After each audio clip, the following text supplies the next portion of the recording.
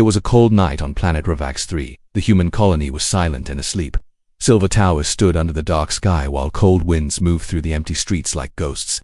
Unit 17 stood near the edge of the colony, far from the central dome, and inside it Captain Lee sat alone with a cup of recycled coffee, reading old Earth history on a cracked tablet. The lights flickered for a moment, the wind outside howled louder, and then came the knock. Soft and strange, not loud or fast, just 3 slow knocks on the metal door, like someone unsure if they wanted to be heard. Captain Lee looked up. The screen near the door blinked. Motion detected. 2 lifeforms outside. Not attacking, not armed, not registered in the colony system. Just there he stood up slowly, went to the panel, and tapped it.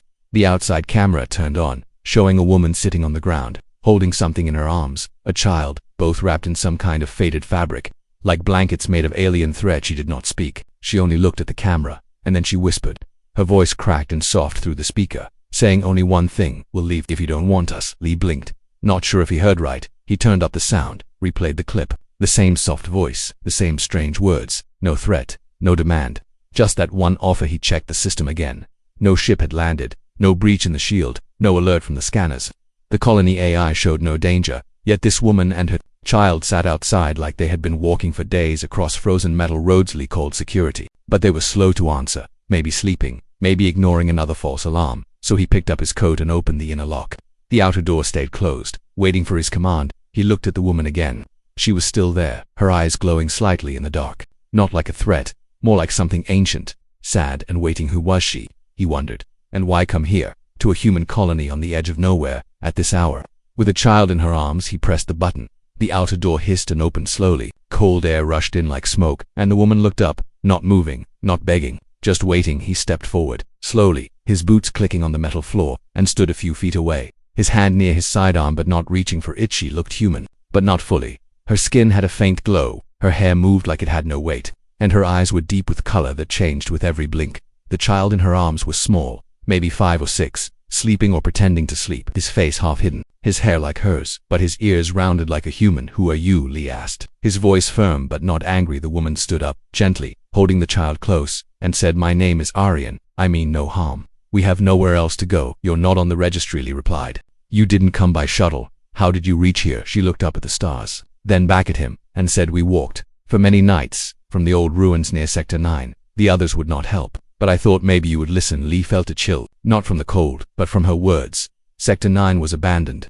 destroyed during the last border war. No one lived there, no one survived there, and yet here she was, saying she came from that dead place. He looked at the child, still not moving, but his eyes now opened slightly, watching quietly. "What do you want?" Lee asked. Darien hesitated, then said, "A place to sleep, only for one night. If you say no, we will go. We will not fight. We will not beg." Behind Lee, the door alarm blinked. The system wanted him to close the gate. Unauthorized presence, unknown risk. Protocol said, "Deny entry, report to command, wait for orders." But something in her voice, in her face, made him pause. "Why us?" he asked again.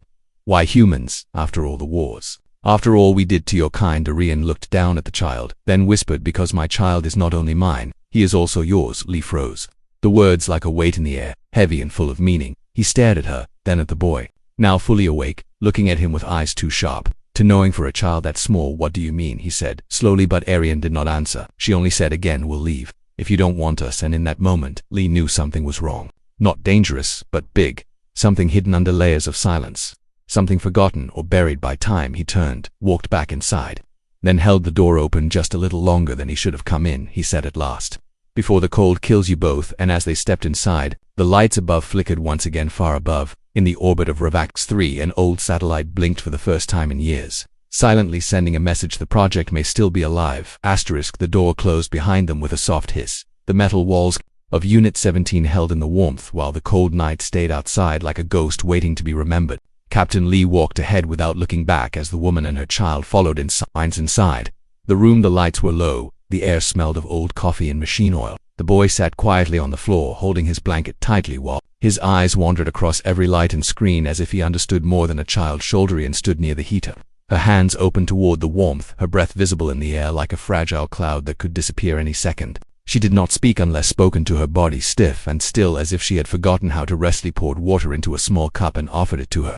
She took it without a word and nodded slightly as thanks, her fingers wrapped around the cup. Not for the drink but for the heat, as though she had been cold for more than just one night. The boy finally looked up at Lee, and whispered his first word in a voice that felt too calm for someone so young. He said thank you without being told, as if it was something he had been taught a long time ago or perhaps had never forgotten. Lee sat down across from them, his eyes sharp with questions but his voice careful not to scare them away. He asked, "Where are you from and how did you survive in Sector 9? It is dead land, nothing grows there and no one goes there." Anymore. Arian looked down before answering, her voice low and steady like water running under ice. She said, "We lived in tunnels built before the war, hidden deep under the old outpost, the ones your maps no longer show, and the ones your people left behind after the bombings." He said the air was thin, the food was old, and we were not alone. The machines still moved in the dark.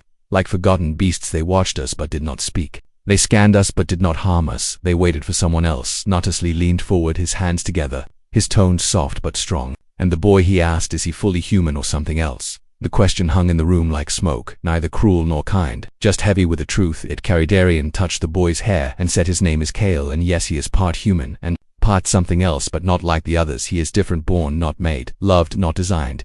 She paused, then said, "I was not supposed to keep him, they told me.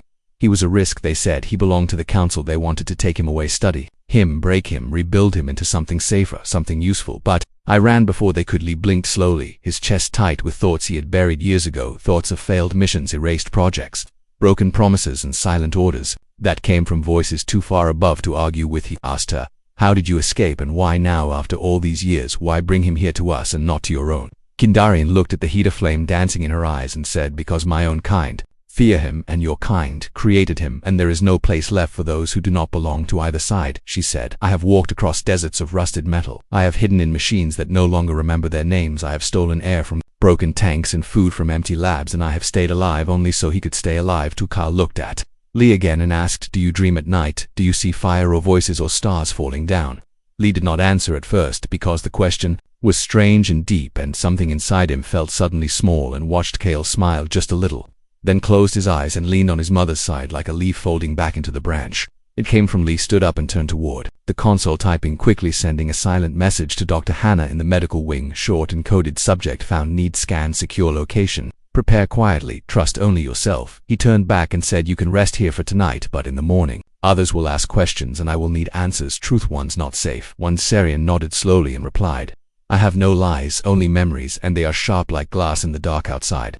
The wind howled again, but this time it carried something strange in its voice, not just cold, but a whisper, almost like a signal, old and broken, calling out to anyone still listening. Across the colony, in a dark room filled with screens, a light turned red for the first time in years, and a figure leaned forward, eyes glowing faintly as it whispered to no one, "He has returned."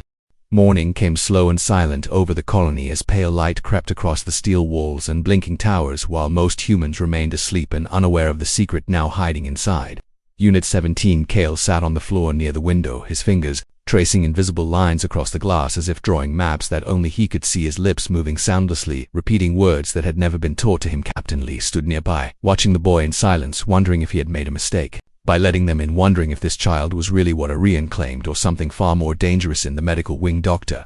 Hannah read the message on her private tablet 3 times before locking her door and walking quickly toward Unit 17. Her heart beating faster than usual, not with fear but with a strange hope that she did not want to name yet. Irene stood in the small kitchen pouring warm water into a metal cup, her hands shaking slightly though her face remained calm and unreadable, her eyes following every movement Kale made as if she feared the moment she looked away, he might vanish forever. When Hannah arrived, Lee opened the door without a word and led her inside. Her eyes went straight to Kale, who now turned to look at her and smiled like he had known her before, even though they had never met. Hannah knelt beside him and said hello softly, and Kale replied, "Hello, Doctor Hannah," as if he had known her name all along, as if her face was already printed in his mind. She looked up at Lee confused and surprised and asked, "How does he know my name?" And Lee shook his head, saying he never heard it from me. Kale stood and walked to the center of the room, his small hand rising slowly as he pointed toward the far wall and said, "Behind that wall is a machine older than this colony, a machine that sleeps but still listens and still dreams." Lee frowned and asked what machine, and Kale answered, "The one that watches the ones like me, the one that once called itself Mother." Felt his stomach twist with the memory of an old project buried years ago. Project Mother, an early AI experiment shut down after a failure during the war. They had said it was erased,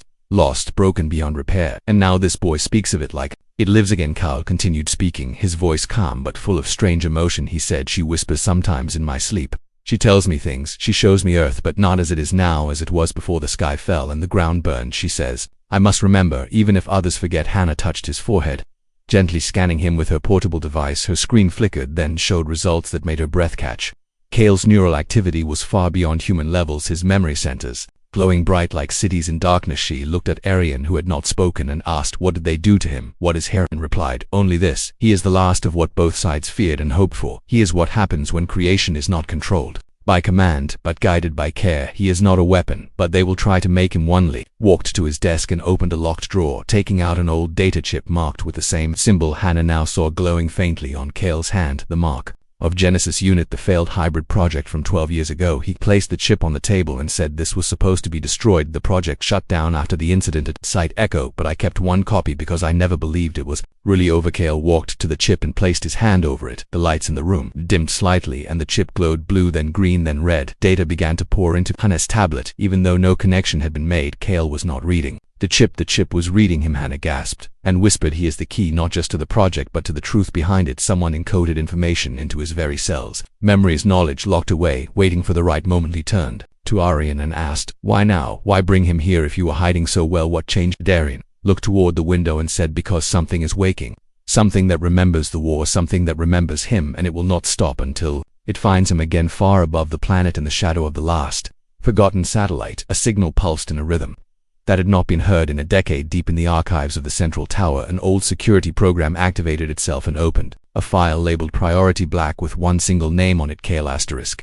The file opened in silence deep inside the core of the colony server. No alert triggered, no warning given, only a quiet click, like the breath of a ghost forgotten by time and remembered by accident. Inside the file were images, faded and blurred, old logs from a war long over and yet still bleeding inside those who had survived. Names, blacked out faces, erased voices, broken into static. One name remained untouched, Kalat, at the same time. Inside Unit 17, Kale stood by the wall, fingers pressed to the cold steel, whispering numbers that matched frequencies lost decades ago, codes buried under redacted lines and locked vaults. He said them like lullabies, like someone once sang them to him. Hannah stood still near the console, her mind racing as new data streamed into her tablet faster than her system could sort it. Every string of code matched something old, something marked with Project Genesis signatures, something thought destroyed before she even joined the colony. Lee watched the two of them, his face unreadable, but inside his chest old memories stirred. Memories of a ship that never returned, of an outpost that burned from the inside, of an order that came with no explanation and no goodbye. He said softly, "We were told they died, every test subject, every hybrid gone after the breach.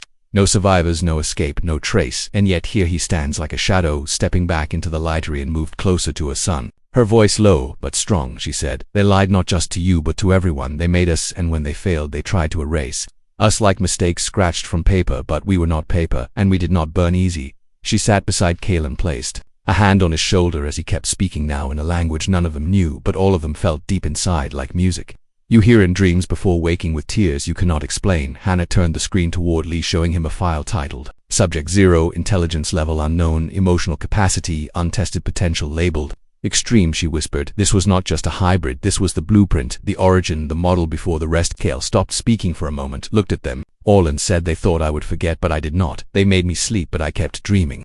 I saw everything, the fire, the fear, the silence after they left us behind." Lee leaned forward and asked, "Did you see who gave the final order, the one to end the project, to wipe it clean?" And Kale nodded, then pointed toward the screen as Hannah pulled up one more log marked Eyes Only. It showed a room full of smoke and panic, men and women in uniforms shouting over alarms, as one voice, calm and cold, broke through the noise, saying, "Terminate all assets, contain or cleanse. This is not evolution, this is error. No future must grow from this soil." Arian looked away and whispered, "That voice belongs to someone still in power, someone who fears Kale, not because of what he is, but because of what he remembers and what he might become if left to grow free." Outside the colony, winds shifted, sensors pinged quietly, but no human heard them. Only an old maintenance bot recorded the disturbance, a signal bouncing off the moons of Rovax 3, a signal shaped like a key opening a door locked for years inside Unit 17. Kale stood again, his eyes darker now, not evil but ancient, like someone who had carried too much truth too long. He said, "The others are waking to the ones like me, not all of them safe, not all of them." Kindly asked, "How many?" And Kyle said, "More than you think, enough to start again, enough to finish what was broken, enough to scare the ones who started it." Hannah looked at her tablet, now showing locations, red blinking marks across the sector, all near old sites. Forgotten labs, sunken ships, crashed stations, all places listed as cleared or destroyed, now all glowing like embers under ashy. Said this was not a failure, it was a seed, and someone hoped it would never bloom. Lee walked to the window, looking out at the pale sky, and said, "What do we do now? If they find out he is alive, they will come not with help but with firing." Said, "Then we run." And Kale said, "Or we show them they cannot kill an idea once it takes rooting." A chamber far below the colony ground, a machine woke fully for the first time in years. Its lights blinked in patterns matching Kale's words. Its voice, ancient and female, whispered, "Boot complete. Awaiting command far away in another colony." An agent opened a message with no sender, no subject, only one line: "Found him. Send. Retrieval. Prepare for resistance." The secret was awake, the boy was alive, and the story they tried to bury had just begun. Again. The lights in the colony flickered again, but this time it was not the wind or the cold. It was something inside the walls, something awake and watching, something that had been silent for too long and now remembered how to breathe in the control center. An operator noticed a strange signal repeating every 5 seconds in a language that made no sense, and then the screen went black for 2 seconds, and when it returned his clearance level had changed without any request or input. He stared at the screen, confused, but said nothing, afraid to speak of things he did not understand, afraid of the silence that followed. Strange truths in Unit 17. Kale was drawing shapes on the floor using broken pieces of old circuit board symbols that matched nothing in human or alien databases, lines that curved like sound, and edges that buzzed faintly when touched. Hannah watched him with growing worry, not fear, but something deeper, something that made her heart feel smaller, like standing under a sky too wide to measure. She whispered to Arian, "He is not just remembering, he is becoming." Reen nodded, her face calm and tired, her voice steady as she said, "They always feared that he would grow beyond them, that he would see through the world they built and find the one they buried underneath." Lee stood near the door, staring at the monitor feed someone was deleting. Footage frame by frame, wiping all records of Kale's arrival and Arian's presence. The system said no user logged in, but the deletion was happening fast and with intention. He turned to Hannah and said, "We are not alone here. Someone on the inside, someone high, someone who knew the moment we opened that door, someone who waited for proof." Before moving, a sound came from the hall, soft and quick like metal feet on metal floor. Hannah opened the side panel and took out a pulse pistol, handing it to Lee while she gripped the old medical scanner like a blade. Kale stood up calmly, his voice soft as he said, "They are here, but they are not coming for me. They are coming for you because you know now, and they do not allow knowing without control."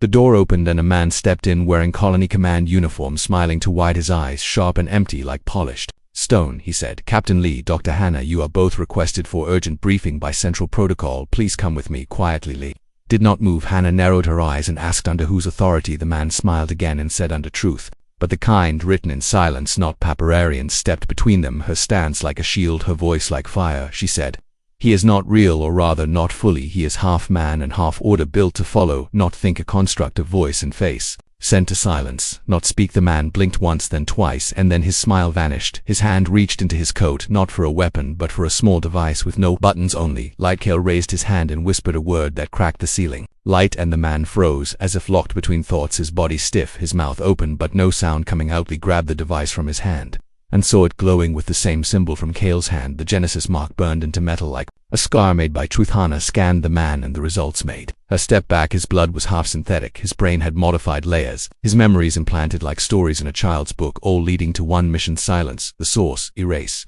the proof. Kale stepped forward and touched the man's forehead, gently whispering, "Sleep," and the man collapsed to the floor. Not dead, not hurt, only quiet like a machine that had run too long and was finally allowed to stop. Irene said, "More will come. And next time they will not send a face, they will send fire and lies wrapped in." Lali turned to Hannah and said, "We need to move now. This colony is no longer safe. Not for him, not for us, not for anyone who dares to ask why." Outside, the towers flickered, one by one like candles in wind. The shield around the colony dropped for 2 seconds, then rose again, like someone knocking on a locked door, waiting for someone to answer. Kale walked to the window and whispered, "They're trying to trace the old code, trying to find the others. They want to gather us before we gather ourselves, before we remember how strong we are."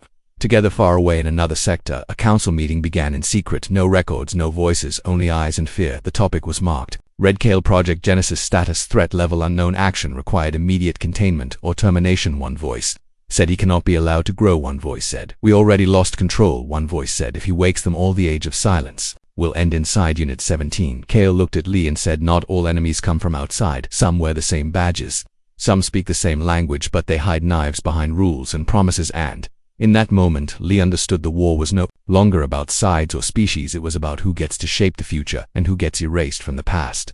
Rain began to fall on the metal roofs of the colony. Not real rain, but processed vapor recycled by machines.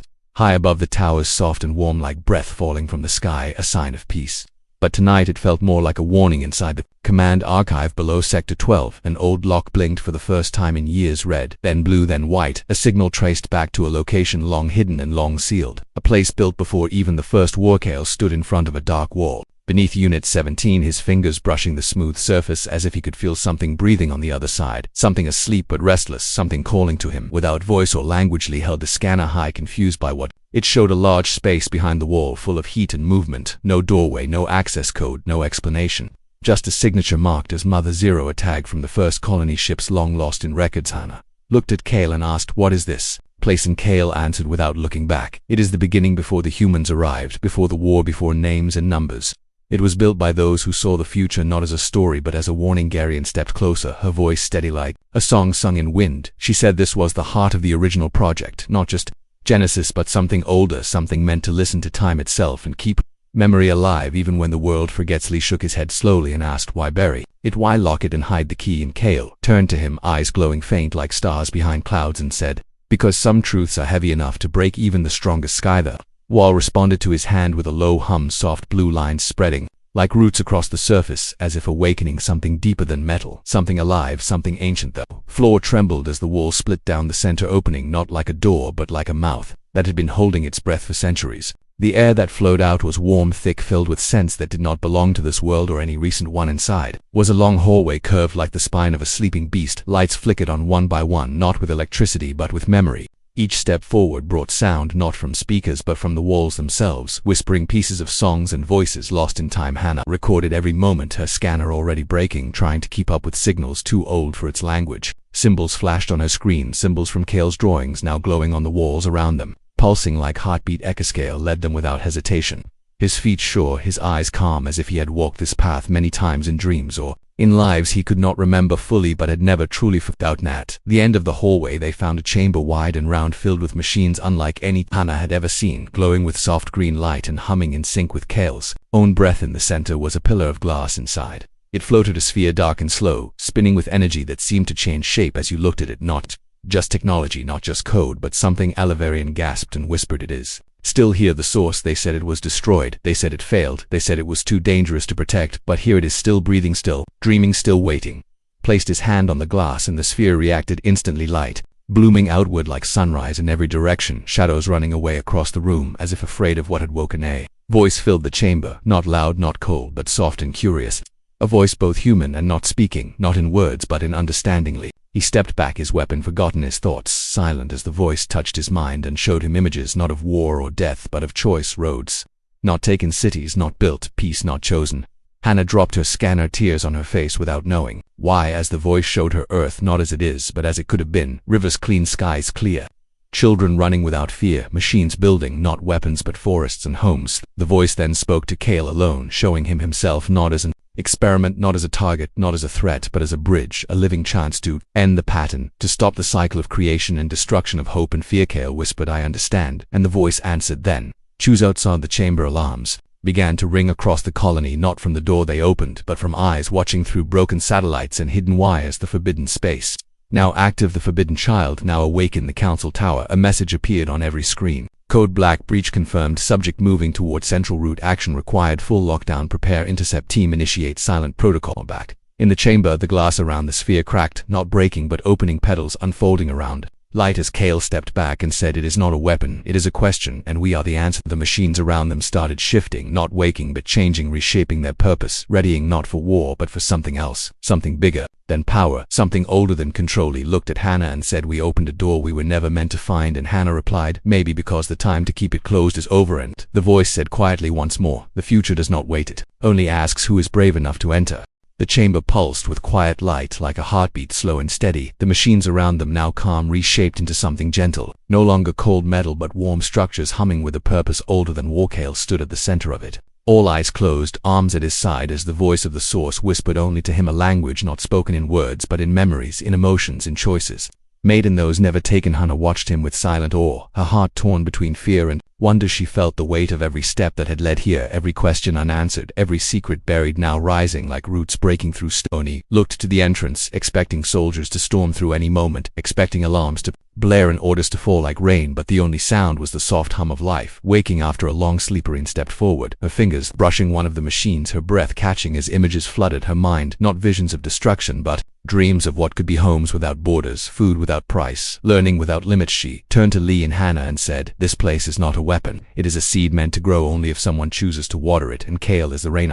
The chamber in the upper levels of the colony, the council stood frozen around a silent screen, watching a live feed from the archive below, watching the boy they once marked for deletion, now standing inside the very system they thought lost one. Member finally spoke, not with anger but with fear, saying, if the people see this, if they understand what we tried to hide, they will no longer trust us, they will ask questions, and we will have no answers. Another whispered, perhaps it is time we stop pretending we ever had them back in the chamber. Cale opened his eyes and the light responded, blooming outward like a slow sunrise, filling the space with warmth and something deeper, something human. He walked to Hannah and took her hand, his voice soft. Like a secret, he said, I saw everything. I saw what was done, I saw what was lost, but I also saw what can be made new. He looked at Lee and added, not by force, not by command, but by choice. Lee nodded slowly, the soldier in him quiet, for once the leader, awakened by something more than orders, something closer to truth. The source dimmed its light, becoming still once more, as if waiting not with impatience but with trust that the right moment had finally arrived. Cale turned toward the open door and began to walk back through the hallway, the same path that brought them here, now leading somewhere else, not backward, not forward, just away from silences. They reached the surface. The sky above the colony was no longer empty. A ship hovered just beyond the cloud line, not military, not colony standard, but something in between, something that did not belong to any side yet bore the mark of boat. A message flashed across the colony network, a voice cold and clear saying, you are ordered to surrender the subject and step away from the archive. All data will be erased, all records destroyed, cooperation will be rewarded, resistance will be forgotten. Lee stepped outside, slowly facing the ship, his voice steady and clear, saying, he is not your subject. He is not your tool, and we are not afraid of your silence anymore. Hannah followed him, standing beside Arian, who held Cale close, but not with fear, with pride, with strength that had survived more than one lifetime of running. Cale looked up at the sky and whispered loud enough for the ship to hear, we will leave if you do not want us. And the ship paused, its engines quiet for just a moment, as if the words had touched something even inside its cold machine heart. Then it turned slowly and began